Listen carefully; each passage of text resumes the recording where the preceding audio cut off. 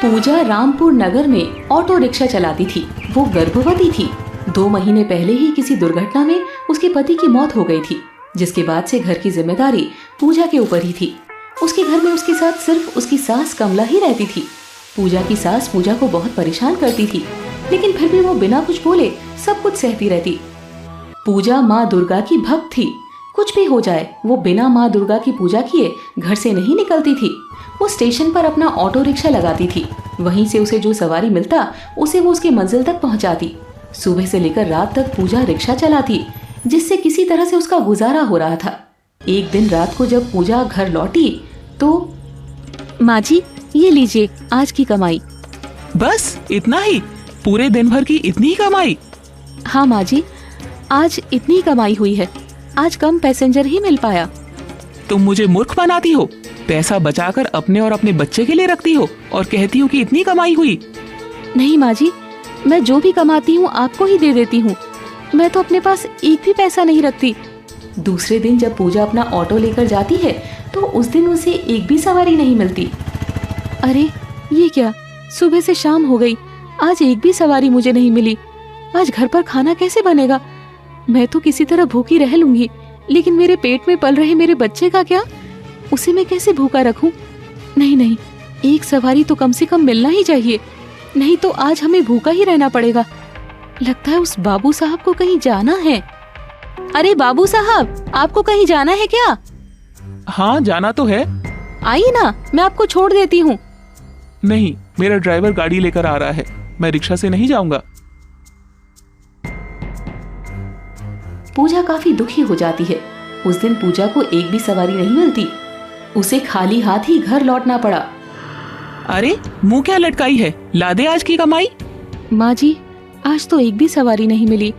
आज खाली हाथ ही लौटना पड़ा। झूठ बोल रही है तू मुझसे। सारे पैसे खुद ही रख लेना चाहती है। अभी तुझे मजा चखाती हूँ। कमला एक डंडे से पूजा को मारने लगती है। माँ जी मत मारिए मुझे, मैं सच कह रही हूँ। आज एक भी सवारी नहीं मिला। मैं क्या कर सकती हूँ? मत मारिए माँ जी। लेकिन कमला पूजा की एक भी नहीं सुनती है और उसे खूब मारती है। दरअसल ये ऑटो रिक्शा पूजा के पति अमित का था। वही ये रिक्शा चलाता था, लेकिन उसकी मौत के बाद से पूजा इसे चलाकर घर चलाने लगी। पूजा अपने पति को याद करके बहुत रोने लगती है, लेकिन वो कर भी क्या सकती थी? सास के जुल्म के आगे मजबूर थी। इसी तरह उसका रोज का दिन गुजरता था। उसकी सास को उस पर थोड़ी भी दया नहीं आती थी।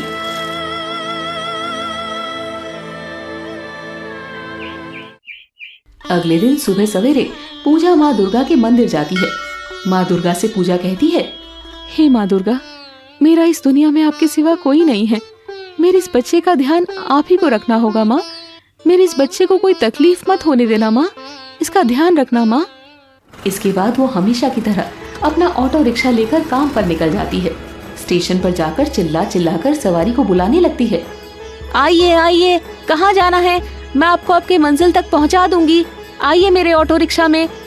तभी एक औरत उसे नजर आती है जो ऑटो रिक्शा का ही इंतजार कर रही थी।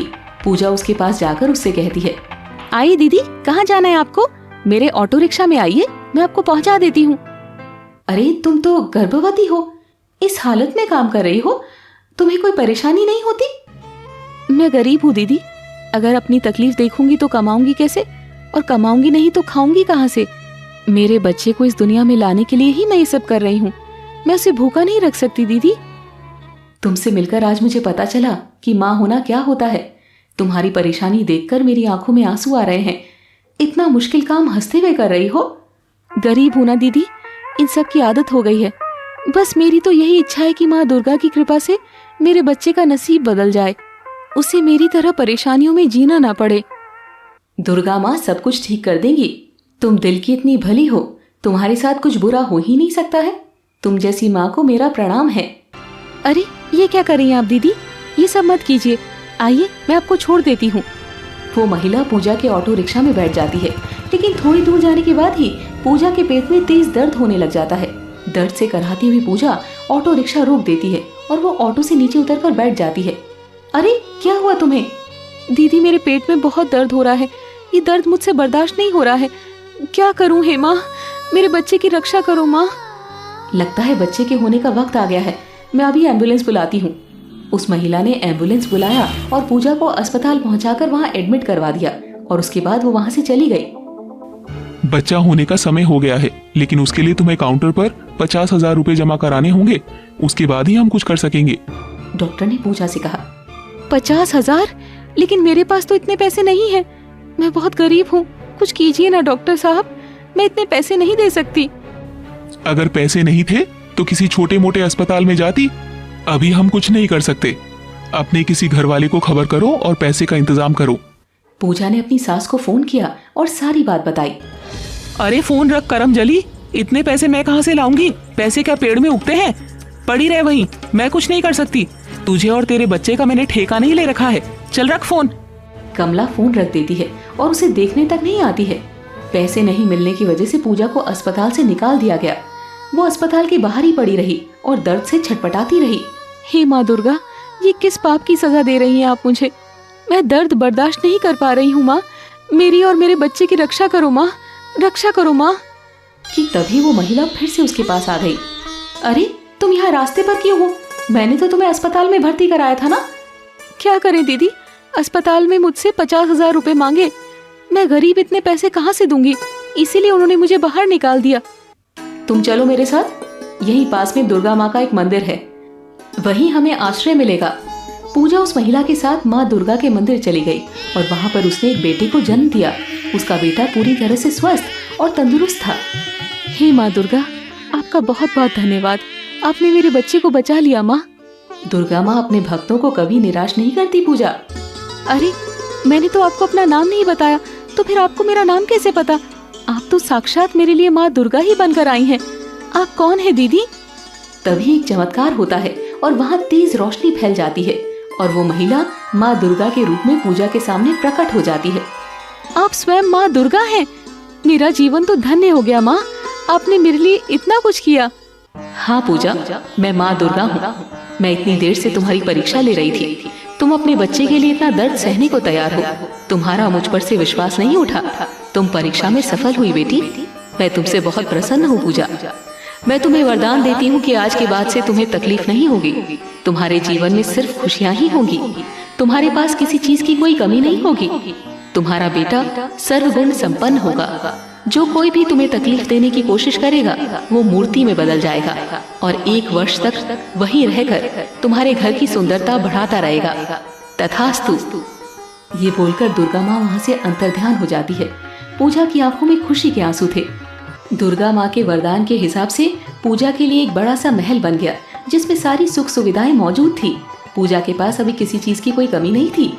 पूजा अपने बेटे को लेकर उस महल में सुखपूर्वक रहने लगी, लेकिन उस ऑटो रिक्शा को उसने फेंका नहीं, बल्कि उसे अपने घर पर अच्छे से रख दिया।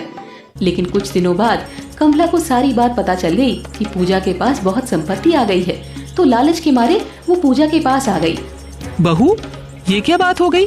मुझे उस झोपड़ी में छोड़कर तू इस महल में रहने लगी और मुझे पूछा तक नहीं। क्यों माँ, आपने ही तो कहा था आपके पास मेरे और मेरे बच्चे के लिए कुछ नहीं है। जहाँ जाना है मैं जाऊँ, आप कुछ नहीं कर सकती। फिर आज क्यों आई हैं यहाँ? तेरे साथ रहने आई हूँ बहू। मेरी तो मती मारी गई थी जो मैंने तुझसे वो सब कहा। अब भूल जाओ उन सब बातों को। आखिर है तो तू मेरी बहू ही ना।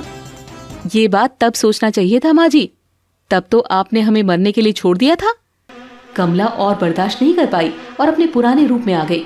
अरे करमजली, बहुत चर्बी चढ़ गई है तुम्हें तो। मैं तो अभी भी तुम्हारे होश ठिकाने लगा सकती हूँ। रुक, अभी दिखाती हूँ तुझे। तुम्हें मारकर ये सारी धन दौलत अपने नाम कर लूंगी मैं। रुक, अभी मजा चखाती हूँ तुझे। ऐसा मत कीजिए माँ जी, देवी माँ के आशीर्वाद से आप 1 साल के लिए मूर्ति बन जाएंगी। मुझे बेवकूफ मत समझ, अभी मार मार कर तुझे सीधी कर दूंगी। ये बोलकर कमला एक डंडा लेकर आई और पूजा को मारने के लिए आगे बढ़ी कि तभी कमला का शरीर पत्थर में बदलने लगा। अरे ये क्या हो रहा है मेरे साथ? मैंने आपसे पहले ही कहा था, पर आपने मेरी एक नहीं सुनी। माँ दुर्गा ने स्वयं मुझे आशीर्वाद दिया है कि मेरा नुकसान करने वाले 1 साल तक मूर्ति बने रहेंगे। अब मूर्ति बनकर 1 साल सजा भुगती है। कमला का शरीर एक सुंदर मूर्ति में बदल गया। वो हिलडुल नहीं सकती थी, लेकिन अपनी गलती को याद कर पश्चाताप कर आंसू बहा सकती थी। इसके बाद से पूजा अपने बेटे के साथ सुखपूर्वक रहने लगी। दोस्तों, अगर हम भगवान पर विश्वास करते हैं तो वो किसी भी परिस्थिति में भक्त की मदद अवश्य करते हैं। आपको आज की कहानी कैसी लगी कमेंट करके अवश्य बताएं। इस वीडियो को लाइक और शेयर करें। धन्यवाद।